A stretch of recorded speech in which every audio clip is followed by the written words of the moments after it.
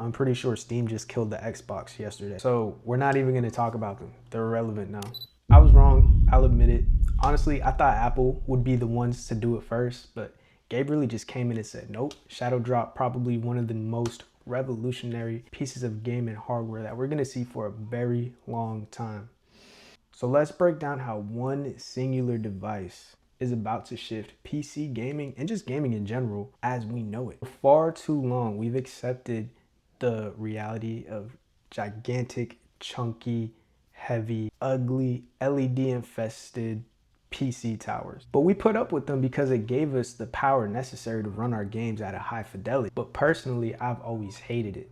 I'm actually even on record saying that I don't like the form factor of current PCs and it does need to change. And I thought Apple would be the first ones to do it with their Mac Mini, but Valve just beat them to the punch. This little cube is 6 times as powerful as the Steam Deck, way smaller than any console or PC of any sort of equivalent power. And it doesn't just stop at Steam. I'm expecting manufacturers like Asus and Lenovo to follow suit the same way that they did with the Steam Deck, you know, with their Legion Go's and their Ally X's and stuff. They will make small form factor pre-builts like this Steam box. So essentially we're witnessing the birth of a new standard, and it's one that will define the way that PCs look for pretty much the rest of our lives. So here's the thing about optimization. The first step is standardizing everything and eliminating variables. That's why so many games run better on PS5 and Xbox One than they do on PC, even though they have more powerful components. It's because the hardware on the consoles is constant. It doesn't change from user to user the way that it does on PC, but the Steam Cube fixes that. This could easily become the standard that developers optimize for.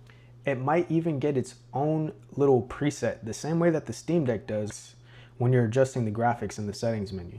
Imagine knowing exactly how a game is going to run on your rig without guessing. All you have to do is just check the little Steam verified icon badge and you'll just know.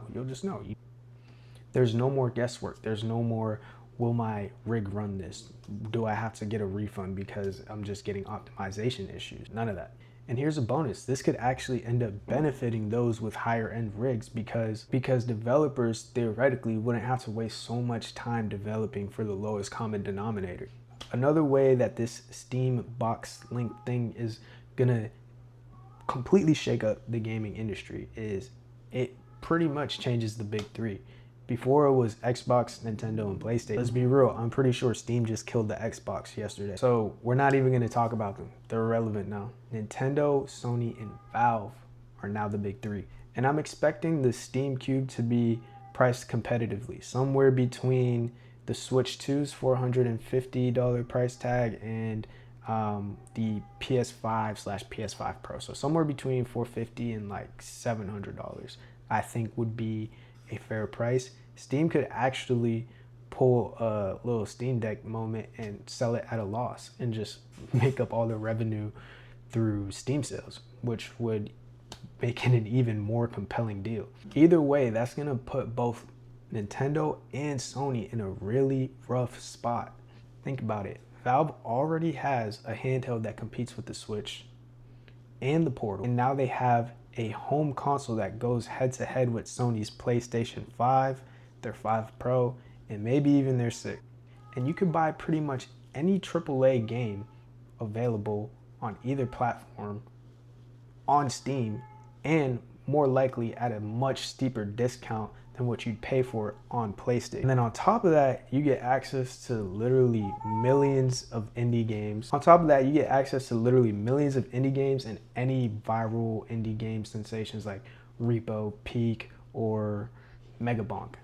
And then, oh, and multiplayer too. On the Steam Cube, you're not gonna have to pay for a multiplayer membership the way that you would have to pay for on PlayStation. It's honestly interesting to kind of think about how Sony is going to respond to this move, because it honestly feels like checkmate, GG's. Like, I really don't know how Sony's going to, you know, compete with free multiplayer, steep discounts, a cheaper price, and competitive graphics. Like, I literally don't know. And then on top of that, it's Steam. It's a whole computer in itself, and you just have Steam, which is arguably the best online gaming storefront. Ease of use too. I've owned many Steam Decks in my life, and to be honest, I just couldn't make it work for myself. I couldn't really find good value in the Steam Deck because honestly, all my games. But that's another topic. That said, one thing that I've always admired on the Steam Deck side of things is just how much better it handles everything compared to Windows. The user experience is just flat out better in so many ways. It's Linux based, and in short, I often find myself thinking like, oh, like that just makes sense. Why doesn't every single computer work like that? And performance, let's pretty much get the elephant out of the room. Windows is the problem, hands down 100%. And it's basically the only thing that's holding PC gaming back. There's too many launchers, too many updates, too many drivers, too many error screens and things that go wrong and stuff like that. It's just too much. And on top of that, it's heavy. It's a heavy operating system that takes up lots of resources. Bloatware, I could go on, but I'm not. Linux basically fixes that. It's lightweight, it's stable, it's ready to go right out of the box. At least this version of Linux. I know there's a bunch of other things, but this version of Linux pretty much just works out the box. And you don't get weekly updates that are gonna break 5 things and then fix 2, and then you wait next week and then another 3 things get fixed, but another 4 break and stuff like that. Like that's not gonna happen. And who doesn't want that? For a lot of people that have never experienced PC gaming on anything besides a Windows PC, this is gonna be a breath of fresh air for a lot of you. We're on the cusp of something huge here. The Steam Cube isn't just another gaming device. It's a paradigm shift. And I, for one, am here for it. I'm gonna be covering it on this channel extensively when it comes out, if I could get my hands on it, because Lord knows when that Steam Deck came out, it was sold out for a very long time. So let's just hope Valve has their manufacturing in check this time. But I'm gonna do my best to get one, and I'll cover it as much as I can on the channel. If you found yourself enjoying the video, please consider leaving a like and subscribing. I also wanna hear what you guys think down in the comments. How do you feel about the Steam Cube? I kind of don't know I think it's like the Steam Machine. I don't like that name, but I'm gonna just keep calling it the Steam Cube, man.